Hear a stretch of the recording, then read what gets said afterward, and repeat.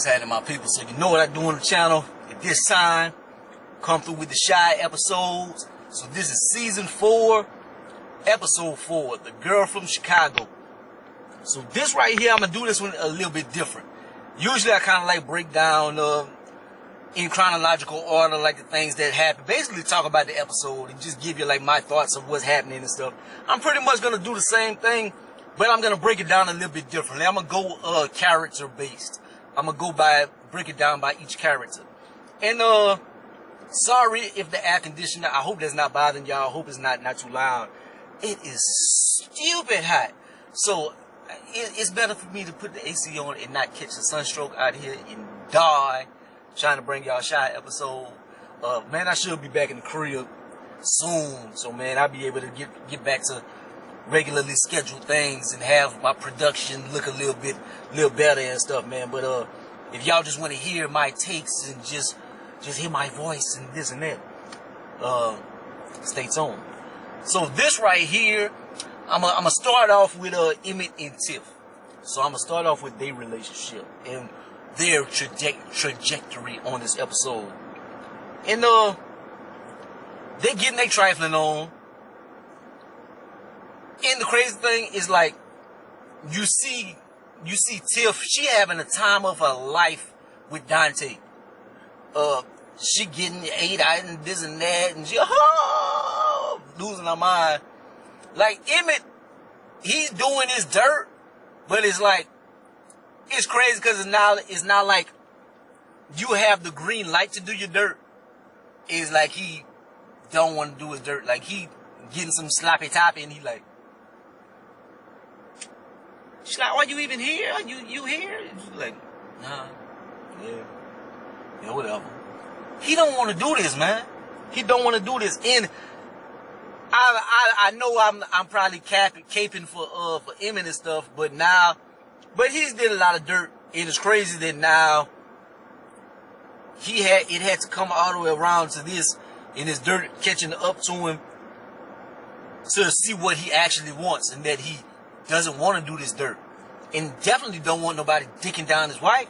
What kind of situation is that, man? That's crazy. So later on in the episode, we see Tiff and Keisha. They spilling the tea. Keisha is where Tiff is about to tell her like what we got going on right here, but she telling her like about like it's hard being a parent, girl, and this and that, and we trying, and we got a lot of stuff going on. But then Emmett grabs her off to the side, like, "Y'all talking about me?" They always talk. He always like that. But he talking, and they break through the rules and stuff. And she's like, "Don't you fucking no girl that I don't like." Well, damn, you don't like nobody. You beefing with all these females. Like, how I can keep up with that? And he like, "I don't want you messing with Dante." No, that's off limits and stuff. Like, she's not giving up Dante. Basically, like, I think she just liked the nigga, man. She just falling in love with old Dante. They later on in the episode, they get together again, and they in the car and getting through these rules and stuff, and don't be messing with this one and that one and this and that. Basically, his biggest rule is Dante, and that is her deal breaker. Like, no. Dante is the one. Dante is staying. He was before this stuff happened and stuff. So da. So you want me to be getting dicked down by a whole bunch of different dudes and this and that? He don't want it happening at all, man. But I think she just catch feelings for Dante, man. So she don't want to let him go. I don't think she really wants the open relationship. She just wants to be able to mess with Dante in clear conscience. Cause he don't want to do nothing. I think he didn't learn his lesson. I think the Dom stuff, I think that was his last straw. But it's been so many straws that it's like, you can't trust him. Let's go to Duda and Tracy. They weird ass love triangle, man. Like, she wake up in the morning and the wife is like, "Oh no, you can't go nowhere because the paparazzi, the news is outside and stuff. They can't see you leaving the apartment. So we gonna chill and eat breakfast and this and that." Later on, we see Duda like tricking on Tracy, buying all kind of stuff, and then why are you doing this where I need you, you need me, we kind of using each other kind of type of situation and stuff. So that's they little thing going on. It's not nothing too major. Kevin, this is gonna be just like the first little piece about Kevin, but I'm gonna go jump back into Kevin's story.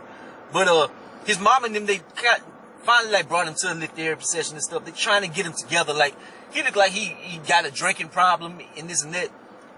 He kind of boils it down to like they just on top of me, man. They don't give me no kind of freedom. And she almost lost her daughter. Nina almost lost Keisha, man. So she like every time they leave the house, I get anxiety and stuff, man. And the woman is like, so Kevin, if she gives you a little freedom, will they be able to trust you? You think about it. Like, you're not answering fast enough. Like, yeah, you'll be able to trust me and stuff. So he's going to try to do the right thing in this episode, man. But and it's crazy because he acts bad. And he does a lot of up shit. Like, he be getting high and going off to himself and stuff. But then in a lot of situations, like whenever Jemma be talking to Kevin and stuff, and like, he doesn't want to break the rules. Like, he seems like he's a goody two-shoes. But he does a lot of little bad shit on his own. So it's weird. Let's go into Trig and Imani story. I think that's her name, Imani. But she trying to get Trig, like, we gotta save this girl, man. We gotta save homegirl and save her from Nook. Like, that's her mission. So she goes, meets up with the girl. She gives her a little phone and stuff. And then she like, meet me at this time and this and that. So later on, she goes to the spot. She waiting on homegirl. She never shows up, man. She's a no-show. Later on, Imani goes to Tracy and them. You know, they got the community policing thing going on. And she like, yo, how y'all gonna be doing this, but y'all don't care about everybody? We got this going on in the community. We got this trap house and they doing this to these girls. Like, y'all ain't gonna do that? And she trying to get them to do something, man.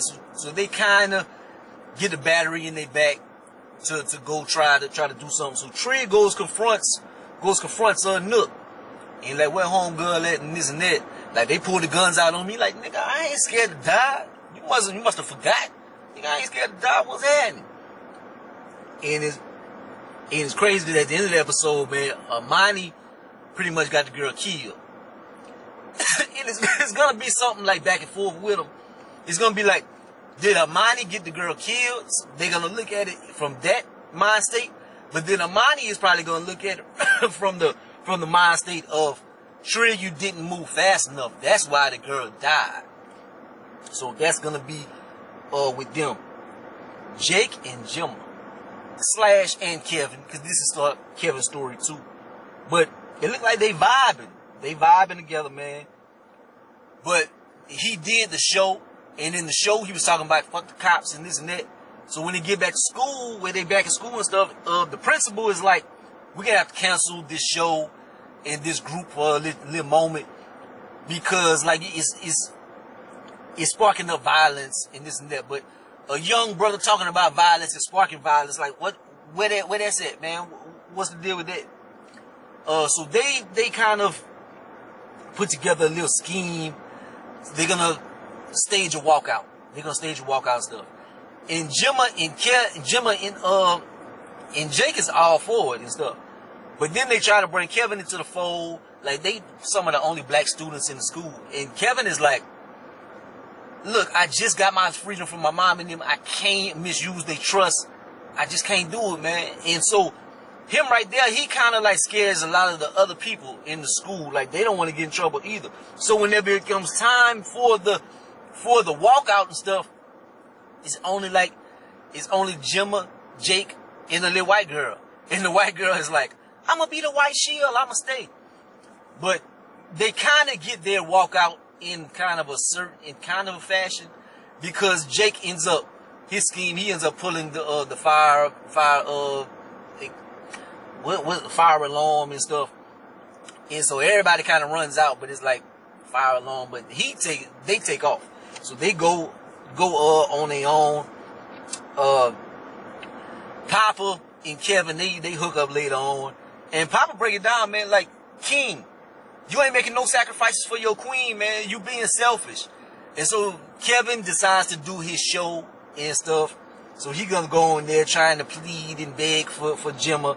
Like, he on the show, he looking mad desperate, he looking lame. Like, Papa is such an optimist and think, oh, this is gonna do it, but you looking bad.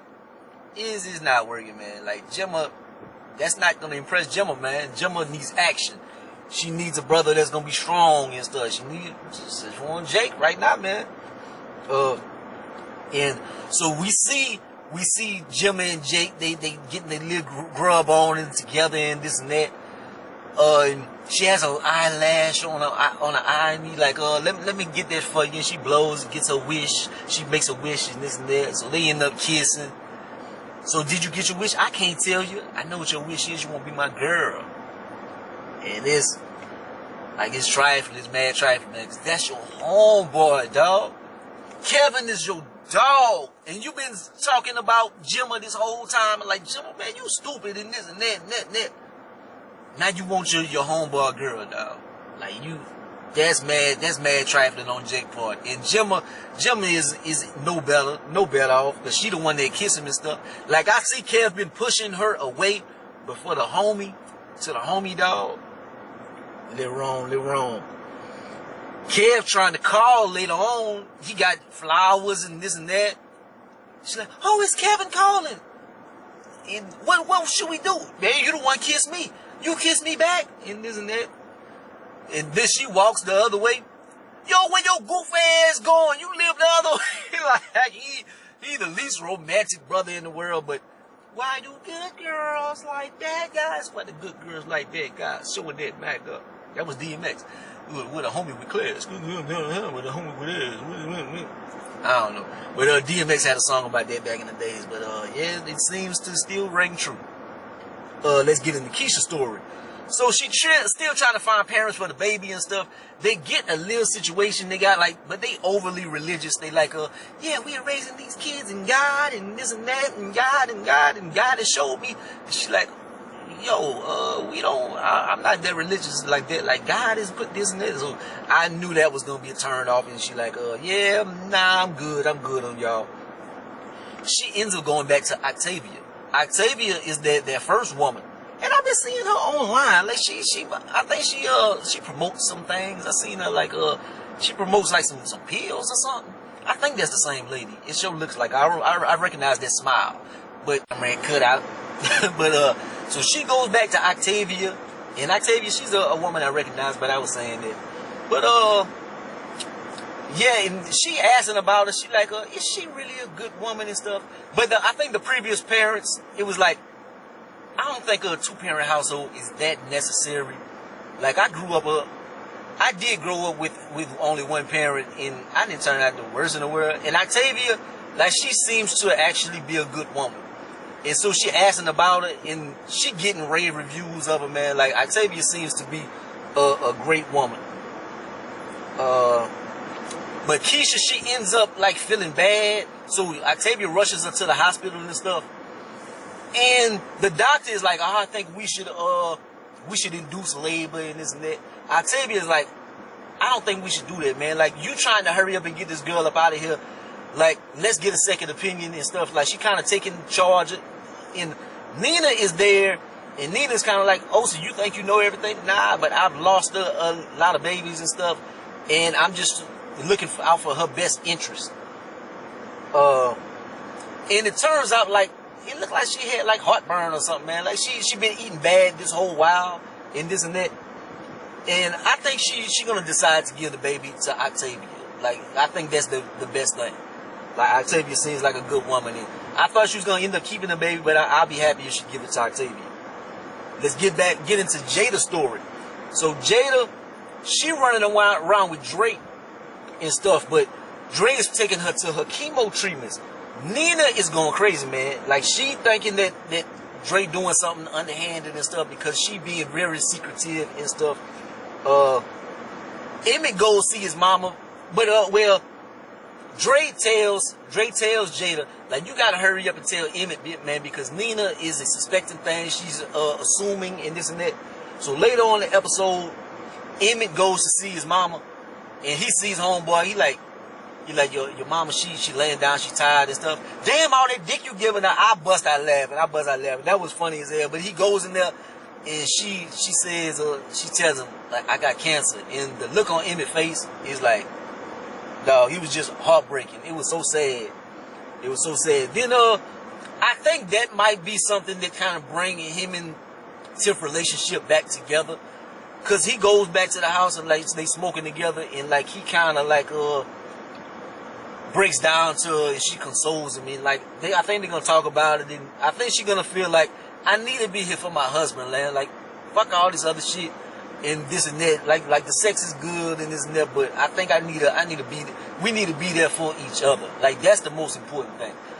I hope Lena Waithe, you need to get on the same page. Get me in that writing room. Like we need a little bit more positivity and stuff.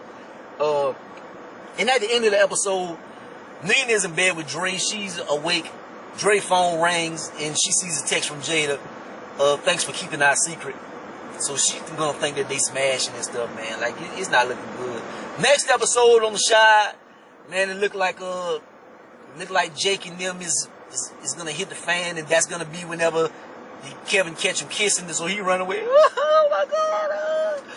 So it seems like it's gonna be a lot. Look like Duda is gonna get shot the next episode. Look like that's gonna happen. It was a pretty good episode, man.